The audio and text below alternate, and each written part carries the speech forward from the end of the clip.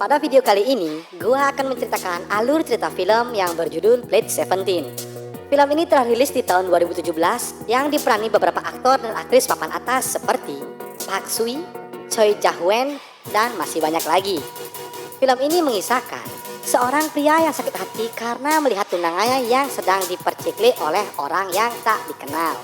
Namun, di suatu pagi, tiba-tiba ia kedatangan seorang bidadari yang turun dari kayangan dan akan menjadi teman tetangga kosnya. Nah, apakah yang akan terjadi? Yuk guys, kita remas alur ceritanya. Berawal dari pagi yang cerah, ada seorang pria gagah perkasa bernama Songgi.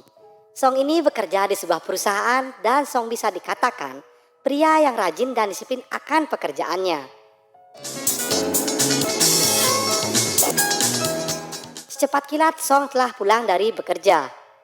Niat baik ingin memberikan surprise kepada tunangannya. Ternyata saat ditelepon tunangannya itu sedikit tak menghiraukannya.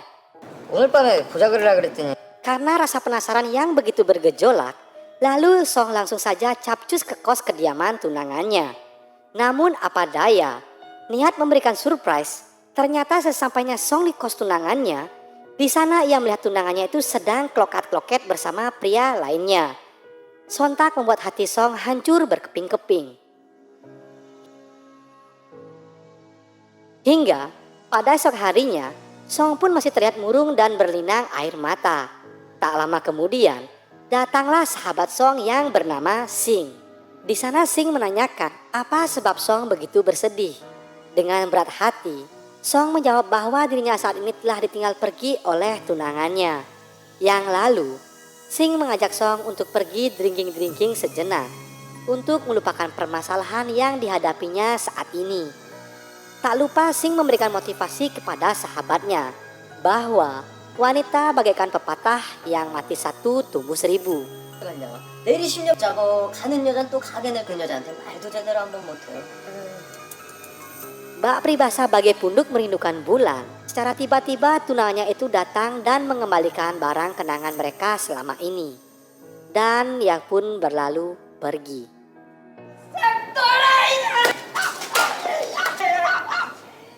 Pada esok harinya, gak ada angin, gak ada hujan. Tiba-tiba seorang gadis manis dan menawan datang mengetuk pintu kamar kos dari Song. Gadis itu bernama Se-heong. Di sana Hyung meminta bantuan kepada Song untuk membantunya membawakan barang bawaannya. Usut punya usut, gadis manja satu ini akan menjadi tetangga teman kosnya. Bagaikan dapat durian runtuh, Hyung mengajak Song untuk makan malam bersama. Di sana mereka saling berkenalan satu sama lain. 나는 아니에요. 똑같아요. 난 아닙니다. 나도 아니야? 아니야. Tak terasa malam pun semakin larut.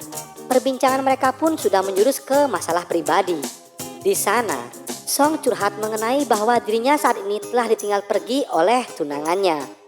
Mendengar curhatan dari Song, secara tiba-tiba Hyung mengatakan rela memenuhi semua keinginan dari Song. Namun, Hyung akan hidup bersama Song hanya dalam kurun waktu 3 minggu ke depan. Mendengar ucapan dari Hyung, membuat Song berpikir bahwa Hyung ini hanya bercanda gurau karena telah kebanyakan minuman. Namun, Hyung membantah perkataan dari Song dan berkata bahwa ia siap memuaskan Song anywhere and anytime. 는 같이 있을 수 있어요? 그럼. 대신 딱 3주. 그리고 하나 더. Tak lama kemudian, saat Song berada di kamarnya, Hyung mencoba menelepon Song melalui video call. Ternyata, Hyung mencoba memancing birahi dari Song dengan melorotkan bajunya.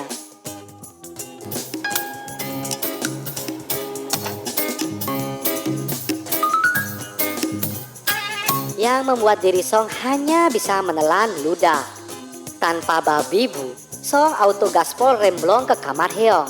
Dan tanpa pemanasan, langsung saja menyergap Hyung bak harimau yang kelaparan. Pada esok harinya, melihat gemulai tubuh dari Hyung yang sedang berolahraga, membuat Song tak mampu mengedipkan mata dari indahnya pemandangan di hadapannya.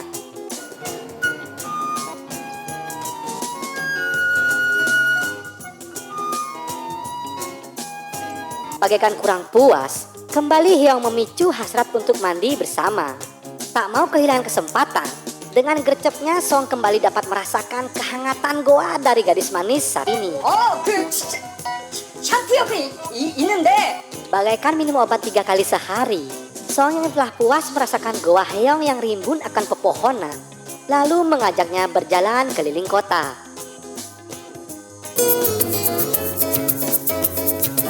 Tak terasa malam pun tiba, yang lalu mereka memutuskan untuk makan malam bersama di sebuah warung makan.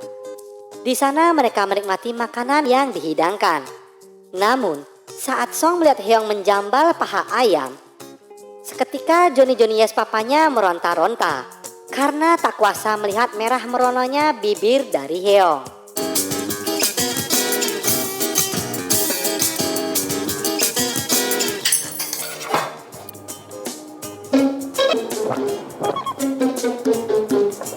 Secara tiba-tiba, datanglah Sing yang melihat sahabatnya itu sedang bersama gadis muda belia. Tanpa pikir panjang, Sing langsung mendatangi Song dan bertanya siapa gadis muda ini. Yang lalu, dengan tegas Heong menjawab bahwa Song adalah tunangannya. Terlihat, Sing sedikit kurang percaya akan ucapan dari Heong. Dari scenes ini, bisa dikatakan Sing sangat tertarik ingin mencicipi gawang dari Heong. Namun, Song yang mendengar ucapan itu, lalu mengusir Sing untuk segera pergi dari tempat tersebut. Ibarat kata, Heong yang masih haus akan goyangan dari Song, kembali mengundang hasratnya dengan memberikan pembungkus goa kepada Song. Sontak membuat perasaan Song kembali menggebu-gebu.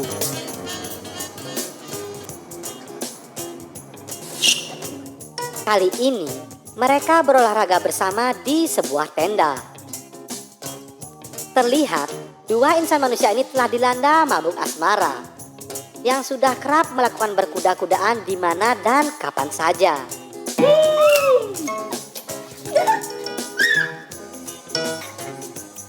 가위바위보.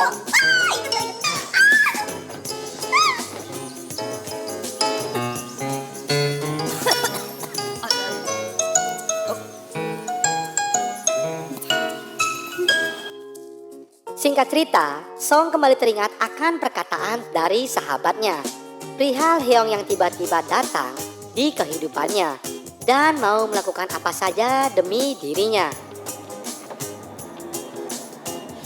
Karena dilanda rasa penasaran, Song menanyakan mengenai identitas siapa Heong sebenarnya. Namun, Heong tetap merahasiakan siapa ia sebenarnya. 그런데 뭐 더 하려고 하는 거야? 섹스야 내 전부야? 선택해. Nah, saat di perjalanan, tak diduga kembali bertemu dengan mantan tunangan Song. Di sana tunangannya menyindir Song bahwa mampu mendapatkan gadis yang oke punya. Karena Heong merasa tersungging, lalu pergi meninggalkannya. 아무 말도 못하고 여기나 한 바가지 해주지. Lanjut cerita, pada malam harinya, bak peribahasa ada udang di balik batu. Sing mengajak Heong dan Song untuk minum bersama. Ternyata, maksud tujuan Sing hanya untuk merayu Heong. 없어. 1도 없어. 왜? 그게 상대. Terlihat, Song yang cemburu buta langsung menyuruh Sing untuk pulang. Dan juga Song berprasangka buruk bahwa Heong juga memberikan perhatian lebih kepada Sing. Karena merasa bersalah, pagi-pagi buta Heong mencoba merayu Song dengan cara merangsek batang singkong dari Song. Namun apa daya, ternyata Heong salah sasaran. Ia malah menggosok-gosok batang singkong milik Sing yang menginap di kamar Song. Alhasil, mereka pun kelinyaran. Dan menyulut api amarah dari Song yang semakin membara. Namun, dengan kekuatan cinta, akhirnya mereka kembali berbaikan dan berolahraga gembira bersama. Pada malam harinya, Song yang akan kembali ke kosannya berhenti sejenak membelikan cemilan untuk Heong di sebuah supermarket. Terlihat, di sana ada seorang gadis yang wajahnya mirip dengan Heong, yang jawabannya akan kita ketahui di ujung cerita. Karena merasa masih dihantui rasa penasaran mengenai siapa sebenarnya Heong, lalu Song mencoba mencari tahu identitas Heong lewat koper bawaannya. Secara mengejutkan, ia menemukan sebuah remote yang bertuliskan D-12. Yang lalu, sesampainya di kamar, ternyata Heong sudah menunggunya dengan sebuah pizza kesukaan Song. Karena tak puas akan jawaban dari Heong yang sebelumnya, Song kembali menanyakan perihal identitas dari Heong. Dan akhirnya, Heong mengatakan bahwa ia berasal dari masa depan. Namun, hanya akan menemaninya dalam kurun waktu 30 hari ke depan. Karena merasa jawaban dari Heong yang tidak masuk akal, kembalilah terjadi cekcok di antara mereka. Ternyata Sing telah memantau mereka sedari awal dari balik jendela. Melihat hubungan mereka yang telah renggang, yang lalu Sing memiliki rencana busuk untuk dapat juga merasakan kehangatan goa dari Heong. Dari scenes ini, terlihat rencana busuk Sing mengajak Heong minum-minum agar segera ambyar. Akhirnya, rencana busuk Sing pun berjalan dengan lancar. Terlihat, Heong pun sudah dibuatnya ambyar, yang langsung dibondong ke sebuah penginapan. Di sana, ia hendak menjambal goa milik Heong. Namun naasnya, Heong keburu tersadar dan juga tidak sengaja menendang hingga Sing terjungkal hingga ia terkulai lemas tak berdaya. Di tempat lain, ternyata Song yang sudah ambyar dibawa ke sebuah penginapan dengan mantannya. Dan saat tersadar, betapa terkejutnya Song melihat mantannya itu sudah berada di sisinya. Seketika, mereka pun ingin pergi keluar dari penginapan tersebut. Namun, secara bersamaan bertemulah dengan Sing dan Heong. Tak pikir panjang, Song yang sudah diselimuti rasa cemburu buta langsung meluapkan rasa emosi dan kecewanya kepada Heong. 다 끝이야. 내가 실수한 거야. 그렇게 말한 거 정말. 근데 정식으로 사귀는 건 또 안 된다고 하지. Mungkin inilah yang namanya berjodoh. Dengan diterpanya berbagai jenis masalah, Song dan Heong pun mampu memperarat rasa kasih sayangnya. Dan akhirnya, mereka menginap di sebuah hotel untuk melupakan semua masalah yang mereka alami selama ini. Tak butuh waktu lama, kali ini mereka sudah berani melakukannya di sebuah kolam renang.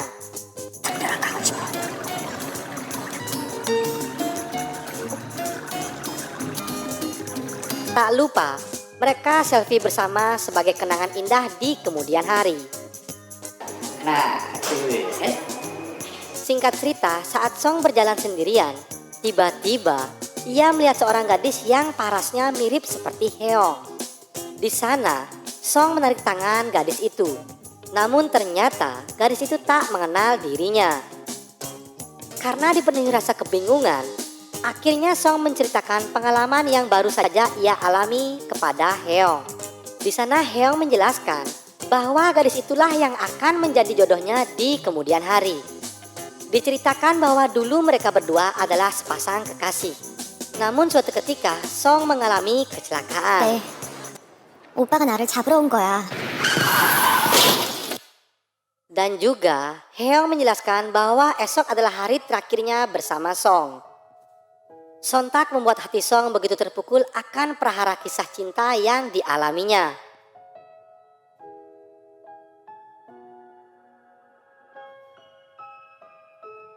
Pada esok harinya, Heong telah tiada di kamarnya. Song yang kebingungan mencoba mencarinya kemana-mana. Namun semua itu sia-sia. Tak jauh dari sana, ia melihat seorang gadis berdiri di depan pintu kosnya. Dan ialah Heong yang setia menunggu Song. Saat akan berpisah, tak lupa Song berterima kasih karena telah memberi warna baru di kehidupannya. Sembari menangis, akhirnya Song untuk yang terakhir kalinya menyobek-nyobek gawang dari Heong.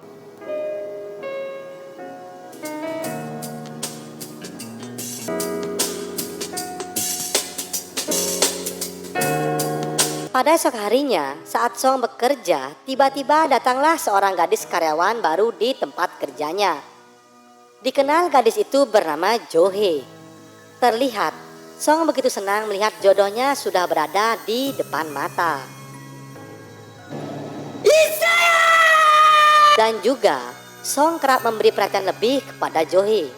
Tak lama kemudian, rekan kerjanya menelepon meminta bantuan agar Song membantu mengangkat sebuah barang. Namun naas ribu naas, saat ingin menyeberang, Song yang kurang berhati-hati tertabrak sebuah mobil. Sehingga ia harus segera dibawa ke rumah sakit untuk mendapatkan penanganan yang serius. Entah apa yang merasuki Johe yang tak kunjung berhenti menangisi yang dialami Song. Usut punya usut, ternyata Johe teringat akan masa lalunya yang telah dilewati bersama Song. 술냄새.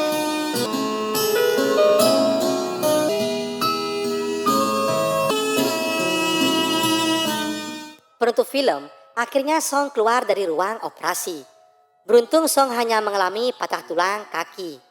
Dan Johe pun mengatakan bahwa ia telah mengingat kejadian yang selama ini mereka berdua lalui bersama. Lalu film pun tamat.